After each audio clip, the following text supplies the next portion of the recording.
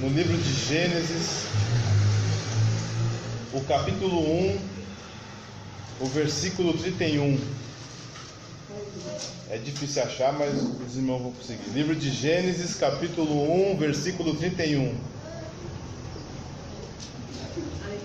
Diz assim a palavra do Senhor: E viu Deus tudo quanto tinha feito, e eis que era muito bom.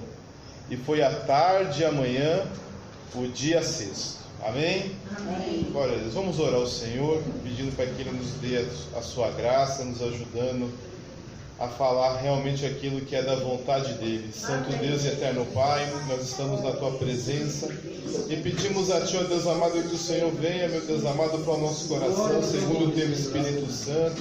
Que não fale o homem, que não fale a inteligência humana, mas que fale, meu Deus, o Teu Espírito Santo, aquele que é o Consolador, é aquele que conhece toda a verdade, e venha, meu Deus amado, tirar todas as nossas dúvidas, todos os nossos medos, e que possamos confiar na Tua palavra. É o que nós oramos, que o Senhor venha abençoar cada um que está nesse dia aqui, em nome de Jesus. Amém. Glória a Deus. Irmãos, o que foi proposto para que nós viéssemos a estudar,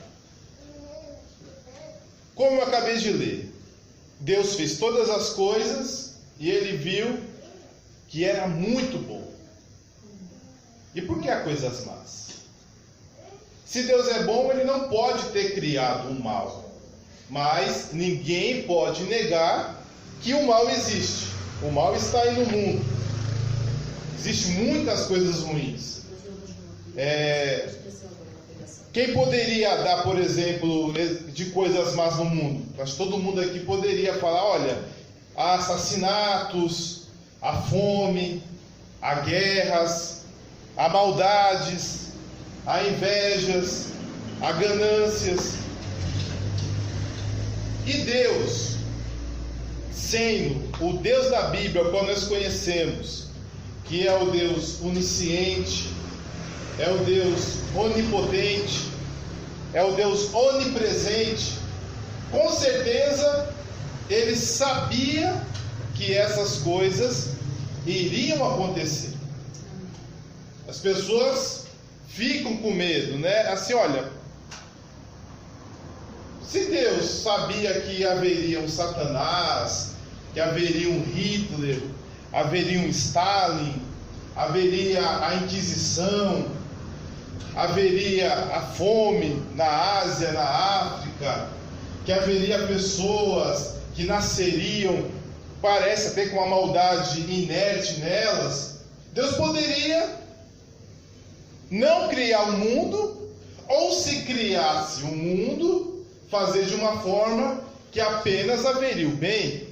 Porque todos nós temos um exemplo de sofrimento, alguma doença, alguma perca na família, alguma decepção, fomos enganados, e isso nos leva a crer, mas onde está Deus quando houve a Inquisição? A Inquisição, por exemplo, ela foi feita por cristãos, pessoas que se diziam cristãs.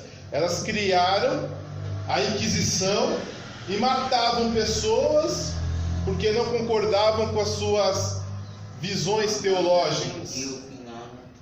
Também, porque Deus permitiu que houvesse o nazismo, só porque a pessoa não tem a mesma cor de pele, a pessoa procura a matar o outro, procura a tirar da face da terra toda uma raça e deixar apenas raças superiores.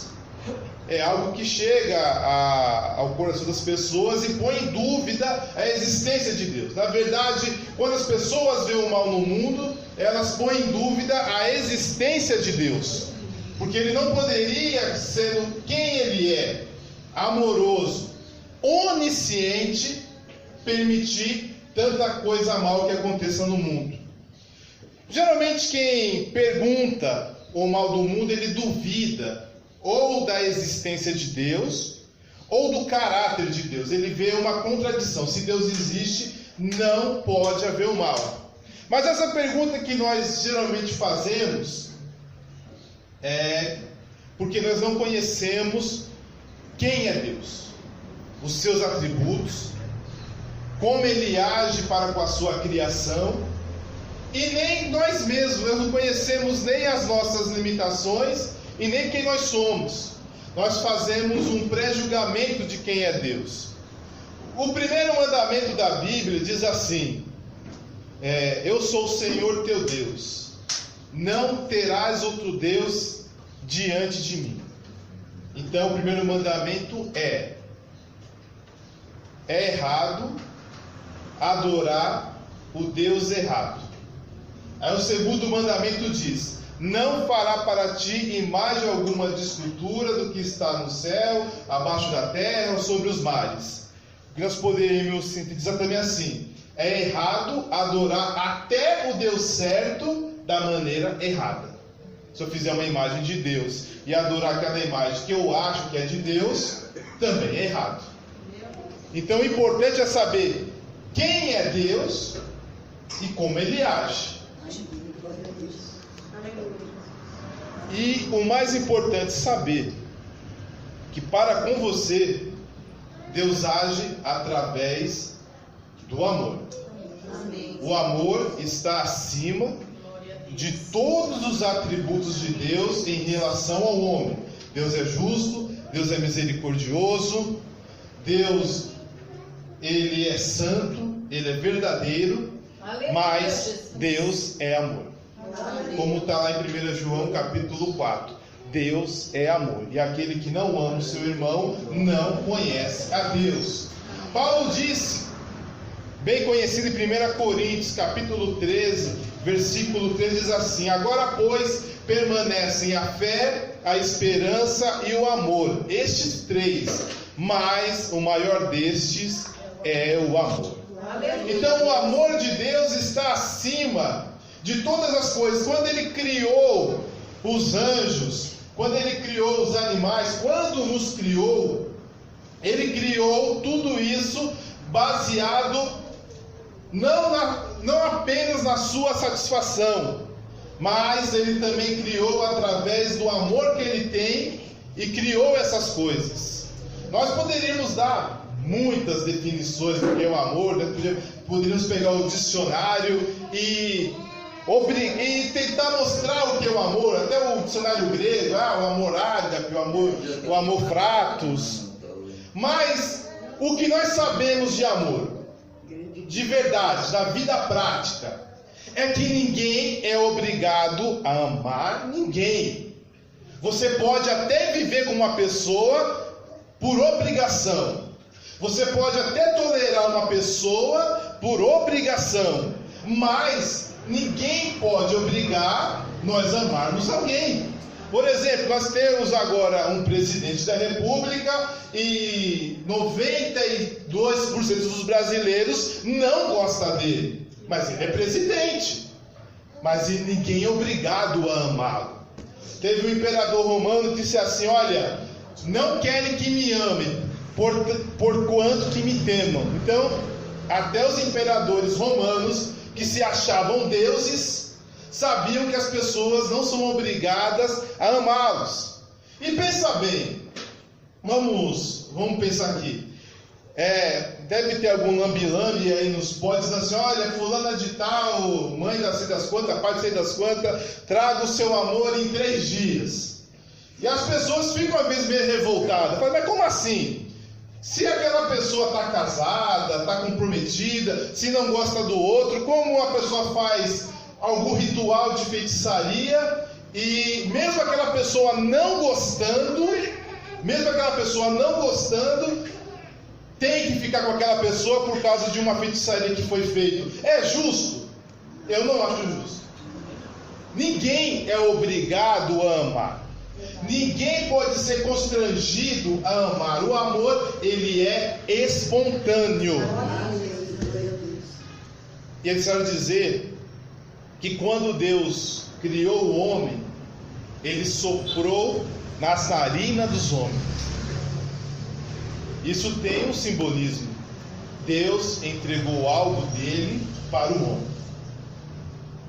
Ele entregou a liberdade.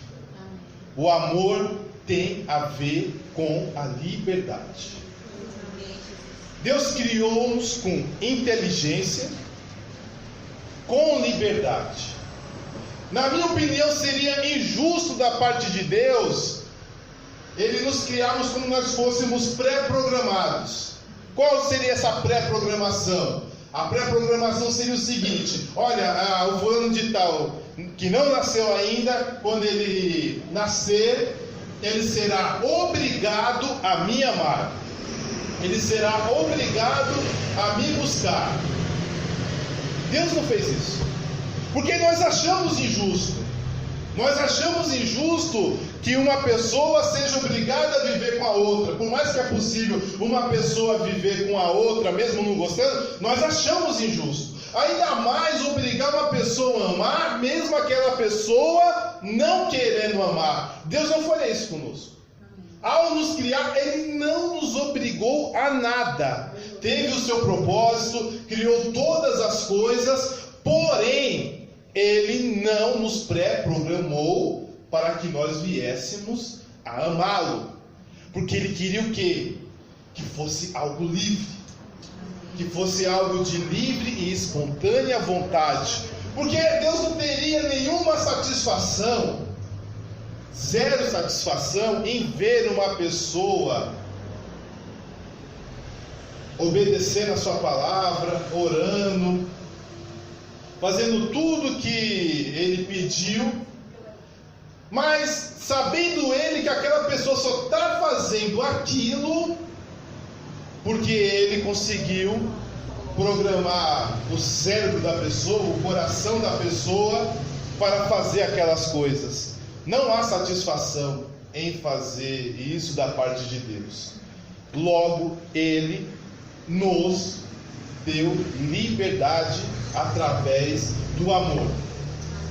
Porque é o seguinte, quando coisas ruins acontecem, as pessoas tendem a colocar a culpa em Deus. As pessoas tendem a colocar a culpa no Criador, porque Ele tem poder, Ele é o Todo-Poderoso. Porque Ele não matou Hitler assim que ele estava chegando ao poder? Porque Ele não matou Stalin? Porque Ele não acabou com o comunismo antes do comunismo começar? Porque Ele não acabou com a Inquisição antes dela começar? Porque Ele deu liberdade ao homem.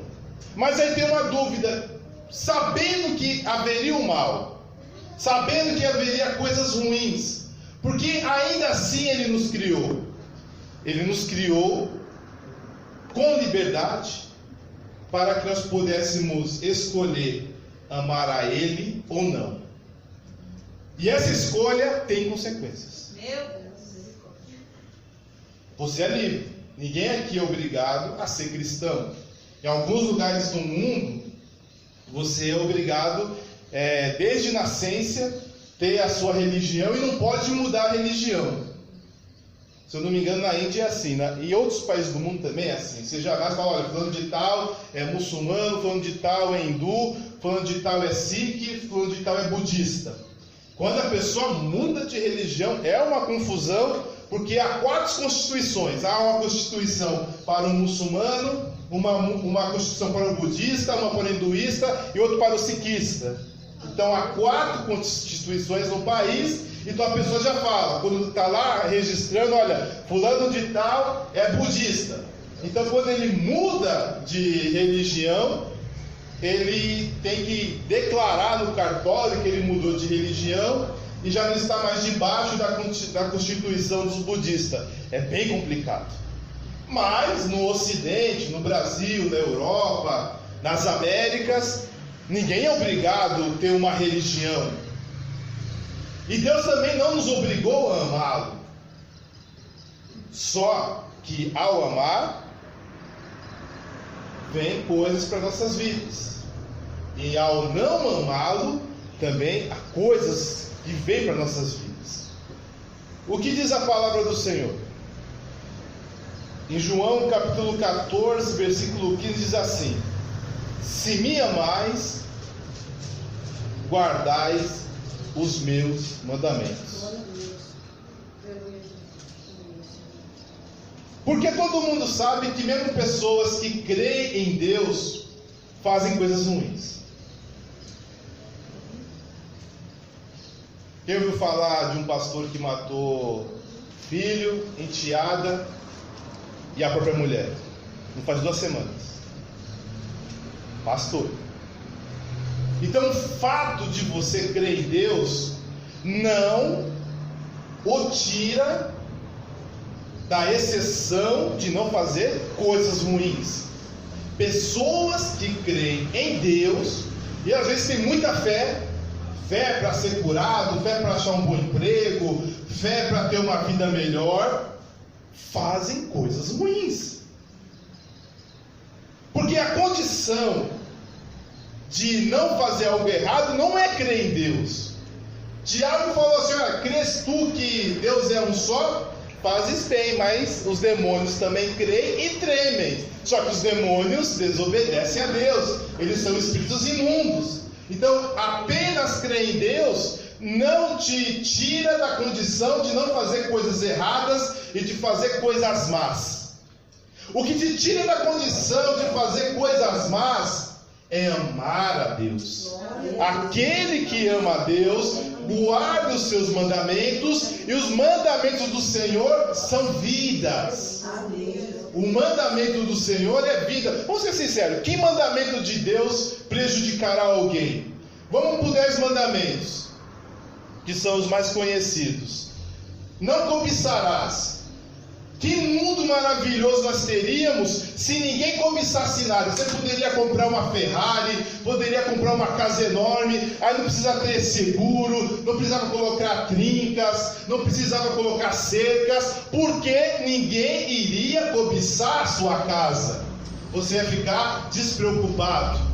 Não matarás, que no original é não assassinarás. Que mundo maravilhoso é que você poderia sair a hora que fosse, o horário que fosse, poderia estar um breu sol na rua, sem nenhuma iluminação, mas você sabendo que aquela pessoa iria seguir esse mandamento do não assassinarás, do não matarás, você andar super tranquilo na rua. Não roubarás. Você poderia andar na Praça da República, no Largo do Aroche, poderia andar no Largo 13 à meia-noite, sossegado, porque você sabia que ninguém iria te roubar.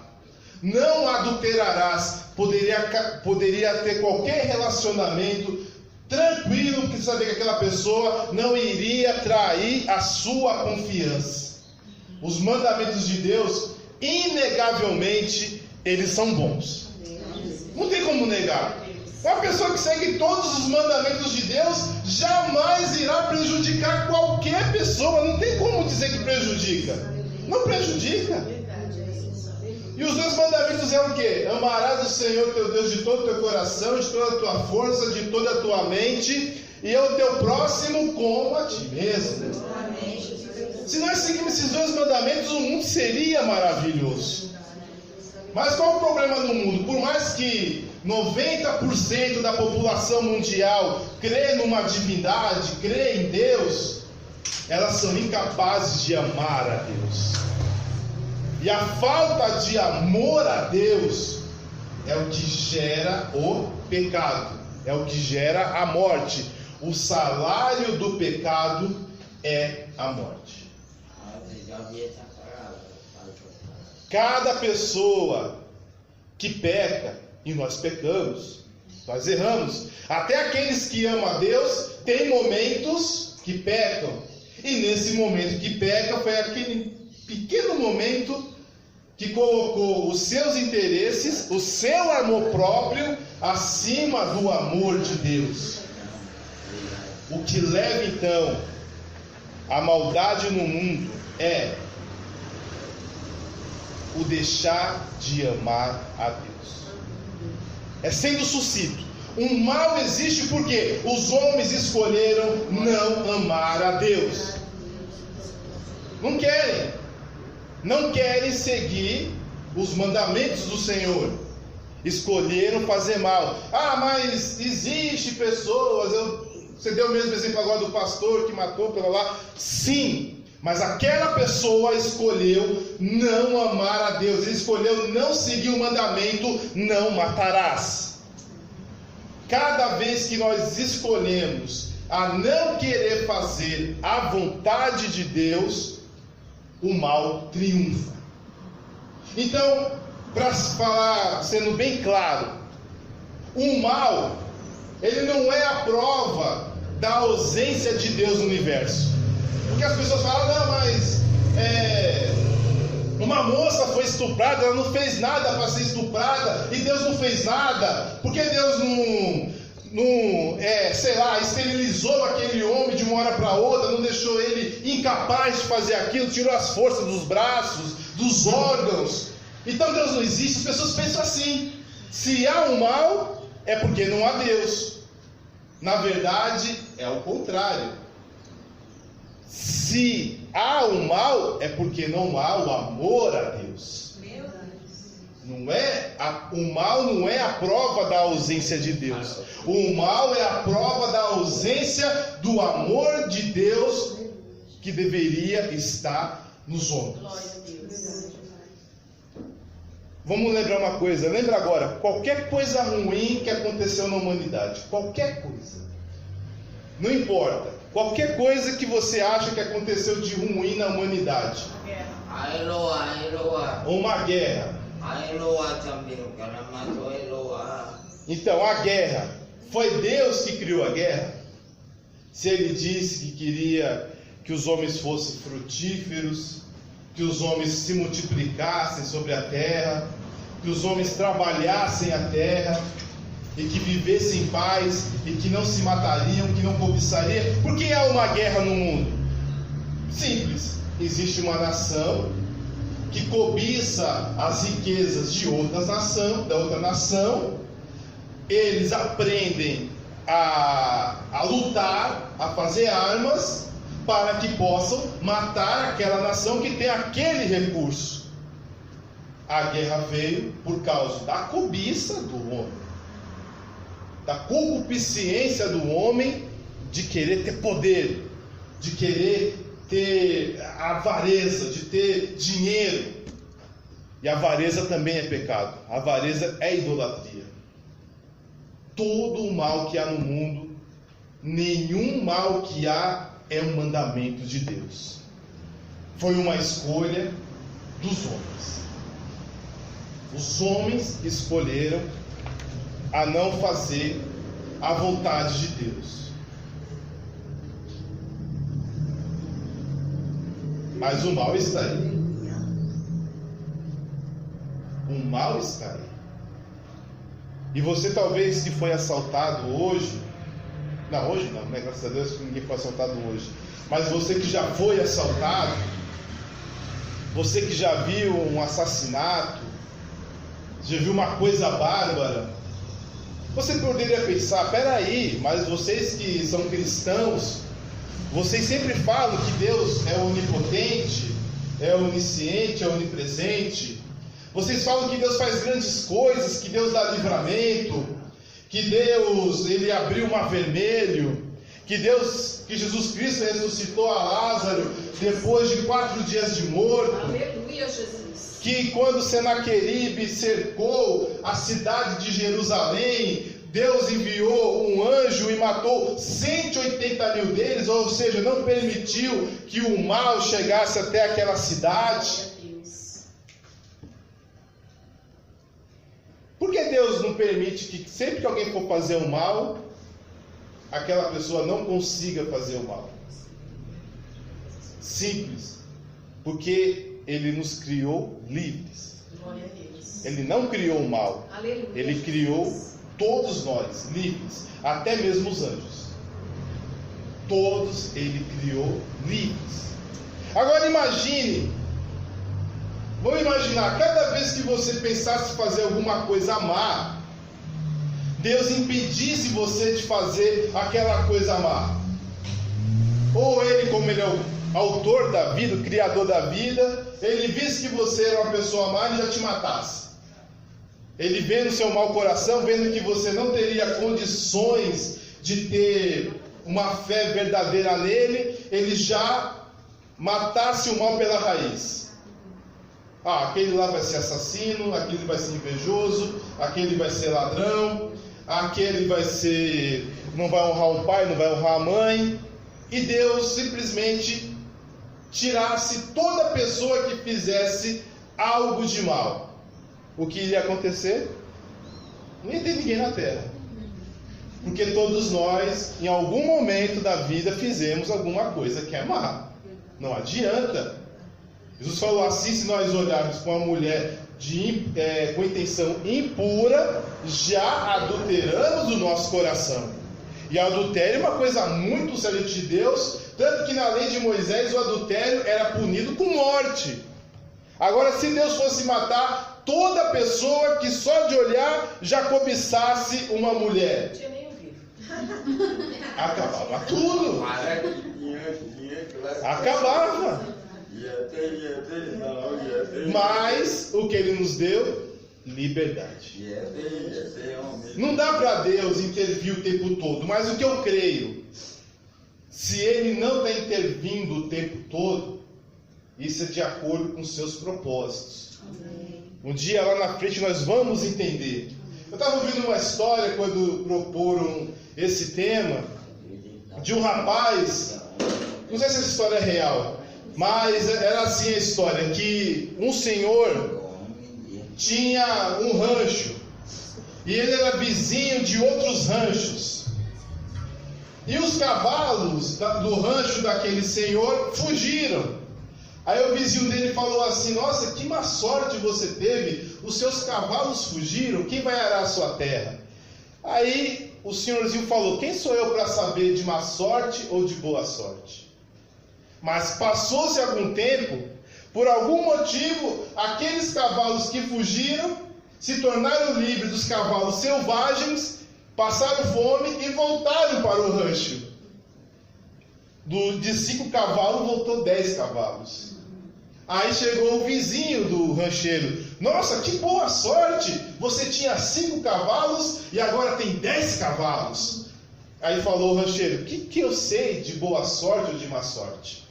Só que os cavalos que chegaram com os cavalos dele eram cavalos selvagens, eles têm que ser amansados, têm que ser domados. E é difícil domar cavalo selvagem.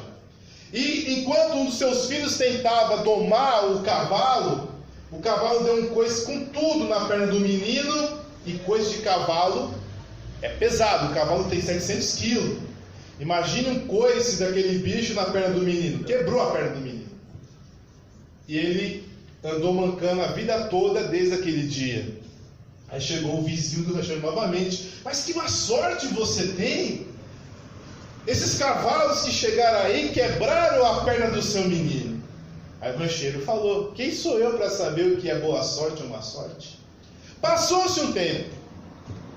Como ali era uma região muito conflagrada, uma gangue estava arregimentando jovens, obrigando aqueles jovens a participarem daquela gangue para cometerem assaltos, assassinatos, roubos, sequestros.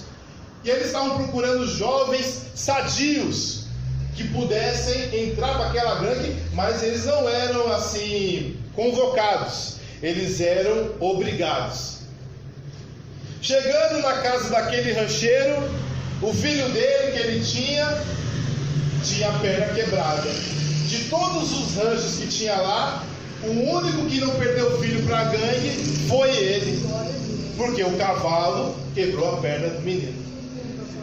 Aí falou assim o vizinho dele: nossa, mas que boa sorte você tem, porque o cavalo quebrou a perna do seu filho, a gangue não levou o seu filho. Rapaz, o que eu sei de boa sorte ou de má sorte?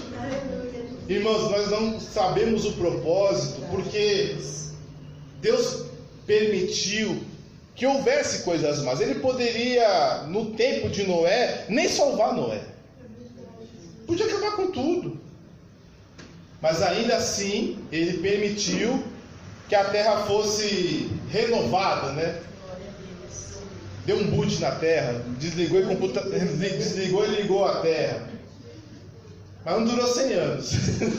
Depois de 100 anos deu tudo errado de novo. Porque nasceu Nimrod e Nimrod começou a aprontar. Mas não sabemos porque Deus permitiu que há coisas más no mundo. Mas terá uma lógica. Haverá uma lógica de coisas ruins que estão acontecendo. E no dia certo, nós iremos ter a resposta de todas essas nossas dúvidas. Hoje não. Hoje nós não sabemos. Eu sei que algumas coisas da minha vida, eu coloquei até ontem no grupo da igreja, assim, que seria de mim hoje se Deus ouvisse todas as minhas orações tolas que eu tinha feito a Ele. Muita coisa que eu orei a Deus, e orei com sinceridade, pedi com sinceridade, Deus não deu. Hoje passou o tempo, eu dou graças a Deus que Ele é muito bom e não me deu. Outras coisas eu ainda não sei porque Ele não deu.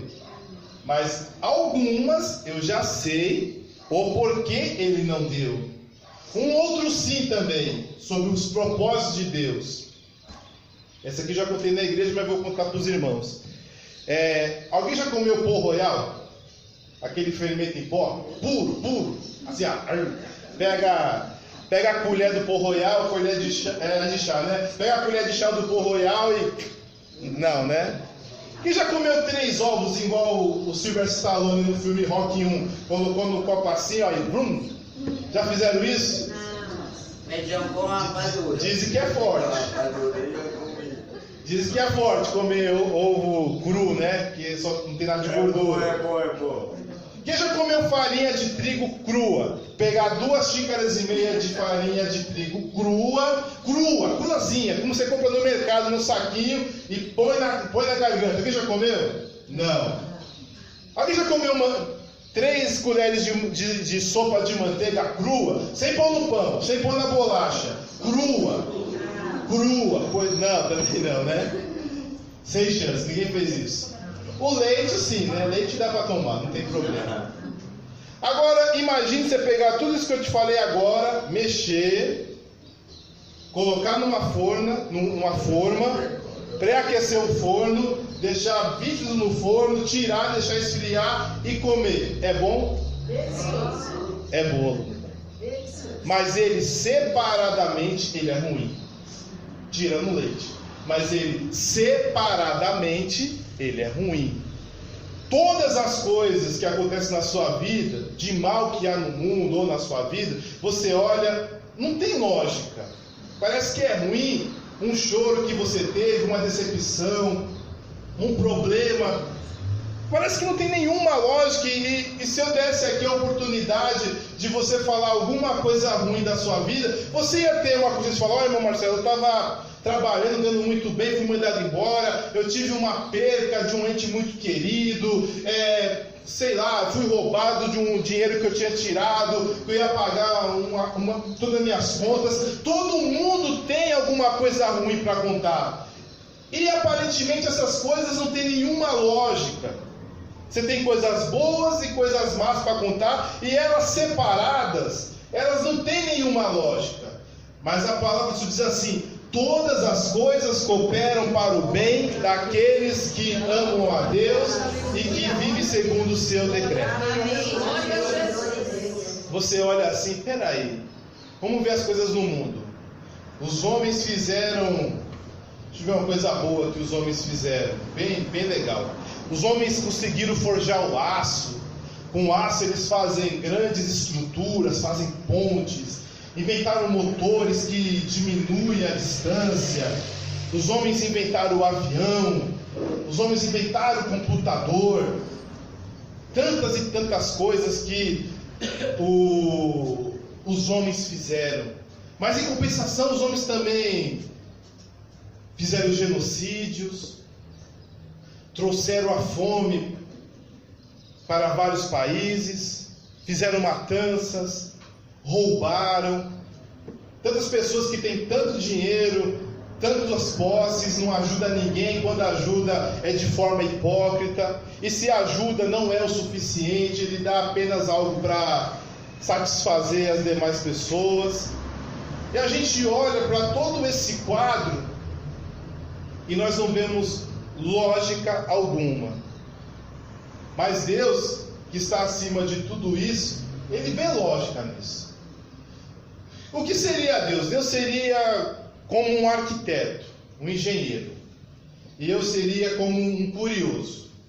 Vamos imaginar que nós passamos por uma obra, aí nós vemos as vigas, vemos as colunas, vemos ferro para todo lado, tijolos, e você só vê estrutura. Para você que está vendo de fora, você que não participou do projeto, você que não é engenheiro do projeto, não é o arquiteto do projeto, você só vê ferro, você só vê colunas, você só vê cimento, você só vê madeira.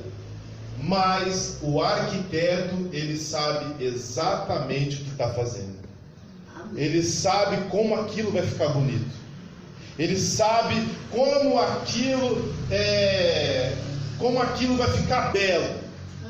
Para nós não, para nós é feio. Para nós não tem lógica. Mas quando estiver pronto, tudo será explicado. Nós não sabemos porque Deus criou Satanás, porque Deus criou o homem.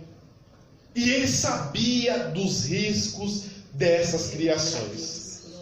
Deus sabia. Deus, quando criou cada querubim, cada serafim, cada arcanjo, a Bíblia só diz que tem um arcanjo, né? Não sei se tem mais. Quando criou o homem, criou a mulher, Ele sabia dos riscos. Glória a Jesus. Mas ainda assim criou. Por que será? Aí é difícil. Aí não tem resposta. Mas eu tenho uma hipótese. Quem aqui tem filhos? Eu não tenho, não. Infelizmente não tenho filhos. Mas se Deus quiser um dia ter, né? E os demais também, se Deus quiser um dia terão. Em nome de Jesus. Vamos tirar pela prática assim. Você planejou ter filho. Mesmo se você não planejou, durante a gravidez, ou se você planejou, você casou e planejou ter filhos. Que foi o caso de Deus. Deus planejou criar o mundo. Então vamos criar um caso hipotético. Um casal que planejou ter filhos. Eles casaram, tudo bonitinho, e falaram, vamos ter filhos agora. Vamos ter filhos. Quando esse casal planeja ter filho, ele coloca na cabeça que o filho pode ser ladrão. Quando o casal tem uma filha, será que ele imagina que aquela filha pode se tornar uma prostituta? Uma estelionatária? Quando ele tem um filho, será que ele imagina que aquele filho pode se tornar um assassino no futuro? Uma pessoa que vai enganar as pessoas? Que vai tratar mal as pessoas? Não. Quando qualquer casal planeja ter filho, o que ele planeja? Ele planeja colocar o filho na melhor escola, dar a melhor educação, que ele tenha a melhor profissão e que aquele filho seja feliz. Nem passa, não. Quem tem filho, fala para mim. Passou na cabeça de vocês alguma vez que o filho que vocês estavam carregando no seu ventre seria ladrão, seria alguma coisa ruim? Nunca. Eu creio que não. Você só pensou melhor. Mas tanto que às vezes nós conversamos, nós sabemos disso, que na igreja acontece muito isso, né? Por exemplo, eu não tenho filhos. A probabilidade de eu meter pau no filho dos outros é muito fácil. Você mete uma peste, não fica quieto, não sei o que lá, a fulana não sabe andar, o fulano não tem Espírito Santo. É fácil criticar, não é? Eu não tenho filho. Porque na minha cabeça, quando eu tiver um filho, a minha esposa fala assim, olha, quando eu ver ela colocou uma menina pregando, aqui é a minha filha. Vai ser aqui, eu tenho certeza? Ela acha que vai ser. Dá para cravar que vai ser? Não dá para cravar. Mas eu não vou pensar que a minha filha vai aprontar, vai me trazer tristeza, vai trazer tristeza para o próximo, para alguém. Que eu vou visitar a minha filha na cadeia. Eu não penso nisso. Quando eu quero ter o meu filho, eu estou pensando assim, não, eu vou na colação de grau dele. Eu vou visitar ele no consultório dele. Eu vou ver ele diante do juiz, dos magistrados. Só não quer que ele seja político, né? Até o dinheiro chegar. Aí eu quero ver se você não vai querer que ele fosse político. Mas antes disso, você não quer saber que ele seja político. Nós só pensamos o bem. Como eu falei no começo, Deus soprou nas nossas narinas. Então Ele entregou algo dele para nós. Isso é uma das coisas. Ninguém cria nem um cachorro para o mal. Tem um propósito ao criar um cachorro. Ah, esse cachorro aqui é bravo, mas ele vai cuidar da casa. Aquele parece uma chuquinha, bonitinho. Aí você põe uma xuxinha, né, na cabeça da cachorra, né? Ah, vai ser a minha filhinha. A filhinha de 4 patas. Você cria tudo para o bem. E eu digo uma coisa para os irmãos. Quando Deus nos criou, Ele sabia que ia ter coisas ruins no mundo. Mas Ele amou nos criar. Porque Ele sabia que haveria pessoas que iriam amá-lo. Ele nos criou para nós sermos livres e felizes. E ainda por cima, deixou um manual de como ser uma pessoa boa, de como ser uma pessoa feliz e de como ser uma pessoa realmente que valeu a pena ter pisado nessa terra. Ele deixou a sua palavra. Eu sabia, irmãos, que ia ter coisa ruim que não prestava, mas Ele pensou em todo o bem que poderia haver nessa vida. Ele viu que valeria a pena, mesmo havendo coisas erradas. Ele sabia que haveria um querubim que iria se rebelar, mas Ele sabia que haveria um arcanjo como Miguel que não iria se rebelar, que haveria um Gabriel que não iria se rebelar, que haveria outros anjos, miríades e miríades e miríades de anjos que não iria se rebelar. Deus sabia que haveria pessoas más neste mundo, que a gente esquece as pessoas que fazem as coisas boas. Deixa eu dar um exemplo aqui. Deixa eu pensar uma coisa boa. Uma coisa bem boa. Quem fala de Lavoisier? Sabia, né? Também Lavoisier? O que Lavoisier fez? Foi químico, não? Foi. Lavoisier disse assim que na natureza nada se cria, tudo se transforma. Então ele criou a biologia praticamente moderna, a química moderna. Mas quase ninguém conhece. Agora se você perguntar, quem conhece Hitler? Todo mundo levanta a mão. Tudo que não presta a gente lembra. Mas as coisas boas a gente tende a esquecer. As coisas boas nós tendemos a não lembrar. Mas Deus não. Deus sabia que haveria coisas boas e haveria coisas ruins. E Ele, na sua sabedoria, Ele sabe que as coisas boas irão suplantar as coisas ruins. Amém? Amém. Mas, só para deixar de reflexão para os irmãos, eu fui procurar isso aqui cientificamente, eu não sei se é verdade, mas é interessante. Existe o frio?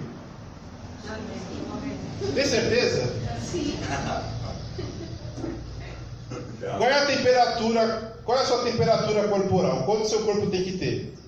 36,5, 37, depende da pessoa. Né? Depende, da mulher para o homem, do tamanho da pessoa, né? Mas abaixo de 35 é ruim e acima de 38 é ruim, né? Isso é básico, certo?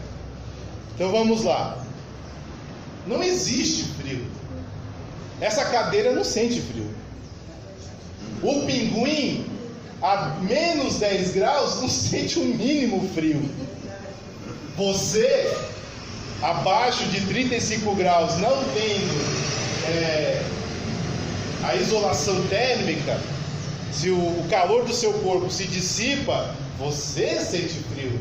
Não existe frio, existe ausência de calor. Entendeu? Não é o frio que existe, é você que não está sentindo calor. Se você colocar um montão de blusa, o frio acaba. Então não existe frio. O que está acontecendo é que você não teve calor suficiente. Existe trevas? Se eu apagar aqui a luz, o que acontece? Existe trevas, né? O escuro existe. Não existe trevas. Por exemplo, o maldito do gato apaga todas as luzes. Ele consegue enxergar. É você que não consegue. A mínima luz que existe, ele consegue enxergar. Um gato, qualquer felino, né? Consegue. Uma águia, uma coruja. Os animais noturnos, eles conseguem enxergar muito bem no escuro, que para a gente é um escuro total, mas a mínima luzinha que tem, ele consegue enxergar perfeitamente. Não existe escuridão, existe a ausência da luz. Por não haver luz, existe a escuridão. E o mal? Existe o mal? Existe. É a ausência do amor de Deus. Onde não há o amor de Deus, há o mal. Mesmo que esse mal seja praticado por pessoas que creem em Deus, mas quando ela fez o mal, ela não amava a Deus. Eu digo isso com absoluta certeza. Amém? Amém. Mas, para terminarmos, algumas pessoas aqui leem a Bíblia, graças a Deus, e pode ter alguns versículos na Bíblia que dê a entender que Deus criou o mal. Na verdade, existe uma escola teológica famosa, poderosa, que crê que Deus criou o mal. E são evangélicos. É a escola calvinista. A escola calvinista crê que Deus criou o mal por um propósito. Então, tudo que eu disse aqui, se você fosse numa igreja presbiteriana, eles falariam de outra maneira. Eles diriam, depois eu falo, eles diriam que o mal seria algo segundo os propósitos de Deus e por isso ele criou o mal. Nós falamos que Deus não criou o mal, mas que ele criou o homem livre e o homem livremente escolheu fazer coisas más. Está longe de Deus.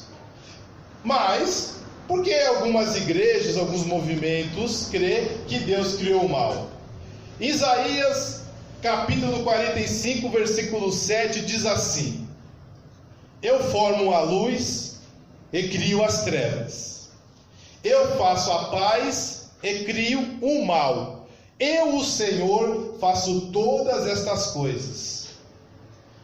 Vou repetir. Eu formo a luz e crio as trevas. Eu faço a paz e crio o mal. Eu, o Senhor, faço todas estas coisas. Isaías 45, versículo 7. Então vamos lá. Antes de tudo, vocês perderam os seus tempos vindo aqui hoje. Eu falei tudo errado. Deus cria o mal, né? Não está na Bíblia? Ah, está na Bíblia. Depende do contexto. Não, vamos lá, ó. Eu formo a luz e crio as trevas. Eu faço a paz e crio o mal. Então eu falei que Deus não cria o mal, mas a Bíblia diz que Deus cria o mal. Ele faz tudo. Então ele faz até o mal. E aí, o que os irmãos acham? Ele não faz o mal. 1 hora perdendo tempo? Ele não faz o mal. É, né? Mas a Bíblia diz que ele cria o mal. Não, mas ele não faz. Quem está com a Bíblia aberta aí, no versículo? Eu acho que se ele criasse só o bem, a gente não estava aqui hoje, só o A bem. história do Não, bolo. também. Se ele criar só o bem, Deus não faz o mal. a gente Deus não não estava faz aqui o A hoje. história do bolo. Ah, sim. Vamos lá. Só o bem, Fica não difícil. só, porque é tudo bem. Ele não faz 45, 7. Eu tenho uma...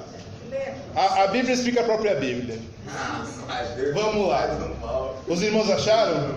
Amém. Amém? O mal está com L ou com U? L? Com L? Todo mundo concorda com L? Sim, tá com ele, mas não é com ele que se escreveu mal. Não, se escreve com U e com L.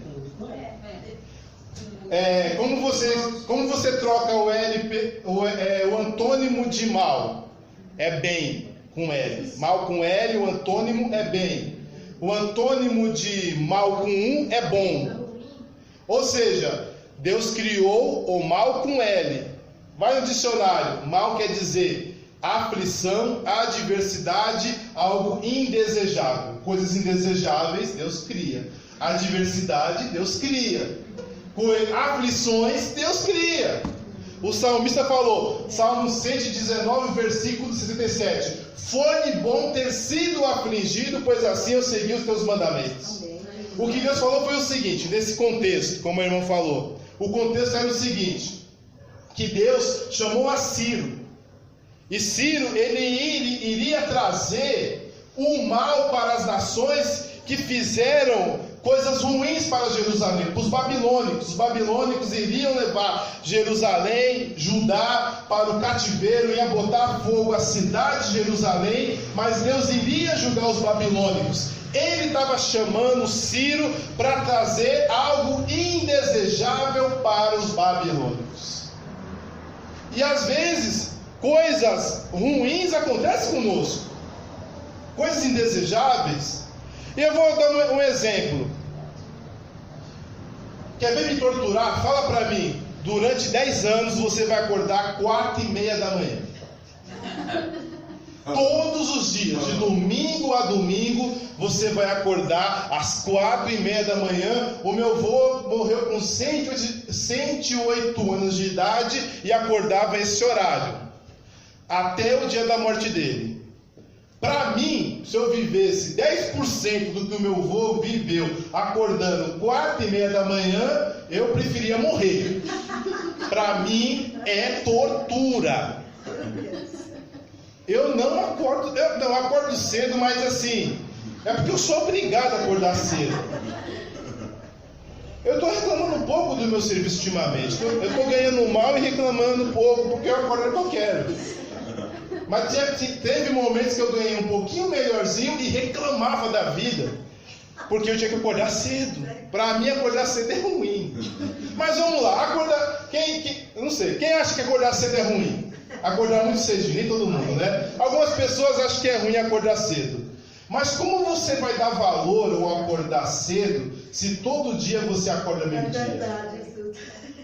Todo santo dia você acorda meio-dia. Como você vai dar valor a acordar na semana cedinho? Não tem como dar valor. É ruim? Para algumas pessoas é, nem todos. Tem gente que acordar de manhã é um pulo, né? Mas para mim é ruim. Trabalhar é chato. Ficar ouvindo esporro de patrão, pegar ônibus lotado, metrô lotado, a suvaqueira no ônibus, é ruim, né? Ninguém aguenta. É ruim. O trabalho em si não é ruim, mas o ir para o trabalho, aguentar o trabalho muitas vezes é ruim. Mas pior é não ter o dinheiro, né? Além do dinheiro, mas quem vai dar valor a uma férias? Quem vai dar valor a um fim de semana? Quem vai dar valor ao receber o dinheiro do seu salário no fim do mês, se você não trabalha? Por mais que é ruim acordar cedo, por mais que é ruim muitas vezes se matar no serviço, mas só quem trabalha e recebe o seu dinheirinho no fim do mês, a sua férias depois de um ano, a sua folga no fim de semana, só dá valor para fim de semana, irmãos, quem trabalha. Eu já fiquei um ano desempregado, para mim tanto faz, se era segunda, se era sábado, se era domingo. Era uma tortura também, misericórdia, você não consegue, não tem diferença. Agora quando você acorda lá de segunda a sexta, acorda às 5 da manhã, chega em casa às 8 da noite, aí chega no sábado, você dorme acorda meio-dia, que beleza. Quando eu fazia faculdade, para piorar, eu repeti um ano, eu acordava 10 para 6 e chegava em casa 15 para meia-noite. 5 anos dessa toada. Mas assim, no sábado eu não existia. Ninguém me encontrava sábado. Eu me intocava mesmo. Mas o sábado era bom porque eu tinha muito o que fazer durante a semana. Então só aquilo para eu entender que o sábado era algo importante. Só trabalhar feito um cão de carga, um burro de carga, para saber que o sábado é importante, o domingo é importante. Amém? Então assim, o versículo de Isaías 45, o versículo quer dizer isso, que Deus não criou a coisa ruim, a coisa nociva, que é o mal com U, mas Ele criou a adversidade, o indesejável para os babilônicos, para os assírios, para os egípcios, para os hititas, na Bíblia chama de Eteu, Eteu mesmo, né? Eteu, é com H, os etílidas. O mal para eles, a adversidade para eles. Por quê? Deus queria livrar o povo dele do cativeiro babilônico. Então ele estava criando a coisa indesejável para aqueles que levaram o povo de Deus para o cativeiro. Mais um. Deve ter mais outros também, mas eu acho que esses dois são mais problemáticos. Provérbios capítulo 16, versículo 4. A gente diz que Deus não pode criar o mal. Provérbios capítulo 16, versículo 4. Provérbios é depois de Salmos. Provérbios capítulo 16, versículo 4. Eu vou ler para os irmãos. O Senhor fez todas as coisas para atender os seus próprios desígnios, até o ímpio para o dia do mal. E aí? Vou repetir. Provérbios 16, 4. O Senhor fez todas as coisas. Ou seja, tudo que Deus criou teve os seus propósitos.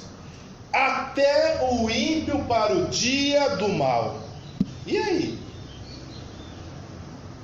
Complicou, né? Porque a gente ensinou que Deus não cria coisas más.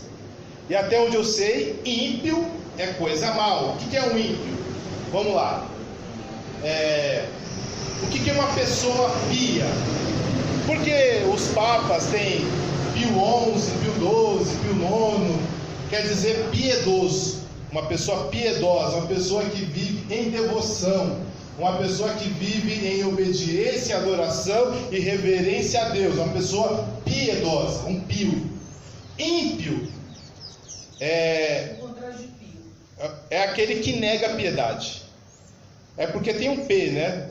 Tudo que, por exemplo, vamos lá,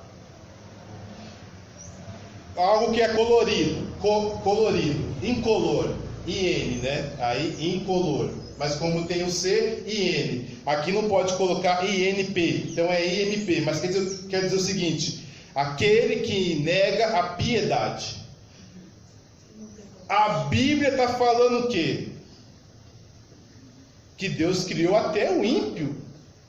Alguém que nega servir a Deus, alguém que se nega a devotar a Deus, e Deus criou essa pessoa para o dia do mal. Aí vocês falam, mas você falou que Deus não cria coisa mal, Deus não criou Satanás, Deus não criou Hitler, mas está aqui, está na Bíblia, que Deus criou o ímpio para o dia do mal. Vamos lá, primeira coisa, quem aqui já nasceu santo? Levanta a mão.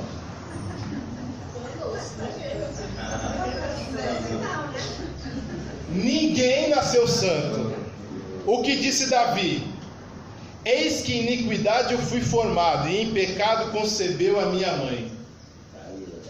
Vamos ser sinceros, se Deus criou até o ímpio para o dia do mal, Ele criou todo mundo então, né?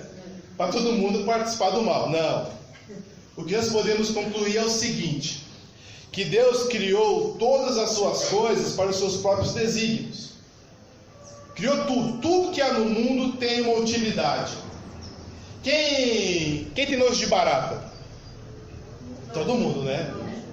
Eu tenho nojo de pavor. Quem tem nojo de pavor? De barata.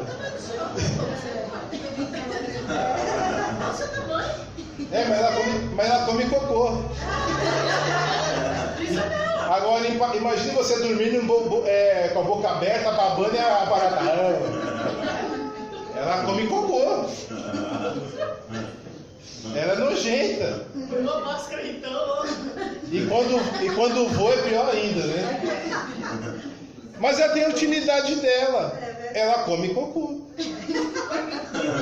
senhor que ela come cocô, ela come chá.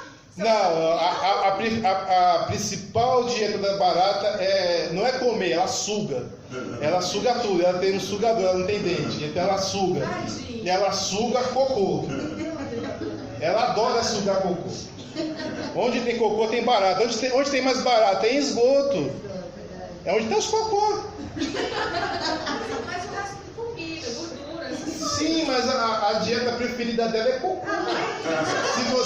se você tirar barata, por exemplo, no mundo natural, que as pessoas não fazem lixo. As pessoas não fazem lixo. A barata foi criada para quê? Na natureza. Vamos esquecer é que aqui deu tudo que ela precisava, né? Tem mais lixo para ela comer. Mas na natureza, ela come cocô. De quem? Dos bichos. Ai, pastor, onde você ouviu isso? Eu quero saber, agora eu tô curiosa. Ela come cocô. Eu ouvi isso da pessoa que mata barata. Ele falou que a formiga é mais nojenta que a barata, porque a barata ela tende a passar do cocô. Agora a formiga passa no catarro, no sangue, em todo tipo de lugar. Entendeu? Por isso que a formiga é pior no ambiente hospitalar do que uma barata. É isso que eu ouvi falar da pessoa que é especialista em inseticidas. Certo? Ela come cocô, então ela tem a utilidade dela. Quando Deus criou todas as coisas, ele ficou muito feliz com todas as coisas, mas sabia que aconteceria coisas más. E que coisas más precisam serem feitas. Então qual que foi o desígnio de Deus para as pessoas que escolhessem serem ímpias? Que elas seriam usadas para trazer adversidade. É triste, mas é verdade. Essa é a verdade. Deus não pode fazer o mal. Mas muitas vezes, por exemplo, quando Deus quis mostrar que havia um homem justo na terra, Jó, Deus não fez mal para ele. Satanás fez. Então Satanás não foi criado com o propósito de fazer o mal, mas como ele quis fazer mal, Deus já sabia em que usar Satanás para ele trazer o mal sobre a terra, mas tinha um propósito. Quando Deus criou o mundo, por exemplo, na parte de Ciro que a gente acabou de ler, Ciro já tinha um coração propenso a querer acabar com o Império Babilônico. Então quem Deus ia usar? Ia usar os anjos? Ele mesmo? Não. Ele usou Ciro para trazer o mal. Então o ímpio não foi criado para o mal, mas o ímpio, ele seria usado para o dia do mal. Porque todos nós seremos usados por Deus de alguma forma. Todos nós Deus vai usar conforme o nosso coração. Deus usou Faraó para mostrar todas as maravilhas que Deus queria mostrar, que ele podia trazer gafanhotos, poderia trazer o Nilo virar sangue, poderia trazer pulgas, poderia trazer úlceras dos animais, fazer a terra ficar escura. Ele tinha que usar alguém. Quem ele usou? Um coração mau de Faraó para mostrar a sua grandeza. Em 2 Timóteo capítulo 2 versículo diz assim, 2 Timóteo capítulo 2 versículo 20 diz assim: ora, numa grande casa não há somente vasos de ouro e de prata, mas também de pau e de barro, uns para a honra, outros porém para a desonra. No mundo há toda a qualidade de gente, pessoas boas, pessoas más. Cada uma delas Deus usa segundo os seus propósitos. Muitas vezes ele usa uma pessoa má. Por exemplo, Jesus falou: se vier um ladrão e pegar a sua túnica, dele também a capa. Não está na Bíblia? Amém. Quem Deus vai usar para fazer isso? O ladrão, o ímpio, para provar se você é justo, para provar se você é homem de Deus ou mulher de Deus. Ele usa até o ladrão para saber se você vai fazer aquilo que é justo aos olhos dele. Então todas as pessoas que há no mundo têm um propósito de estarem vivas, e Deus vai usar as pessoas conforme a escolha delas. Deus tem um plano para cada um de nós. Vamos pensar assim também. Na palavra do Senhor diz, só para recapitular, Deus é onisciente, certo? Mas o que ele é onisciente? Que ele conhece todas as coisas antes que elas aconteçam, mas também as coisas possíveis. Quem já leu na Bíblia assim, que ai de ti Corazim, ai de ti Betsaida, se em Tite fizesse os milagres, se em Sodoma e Gomorra fizesse os milagres que fossem feitos em ti, até hoje eles estariam aí. Ou seja, Deus conhece até as coisas possíveis. Por exemplo, um dia Davi, ele salvou uma cidade. A cidade de Keila, ela estava sendo saqueada pelos filisteus, e o exército de Saul não estava próximo, mas Davi morava no deserto lá de Beersheba, naquela região lá ao sul de Judá. E eles disseram: olha, Davi, os filisteus estão pegando Keila. Aí Davi consultou a Deus: o Senhor vai me dar livramento para a cruz de Keila? Sim, vai e vencerás. Davi se levantou com 600 homens e lutou contra o exército dos filisteus e trouxe livramento para aquela cidade. Coisa maravilhosa.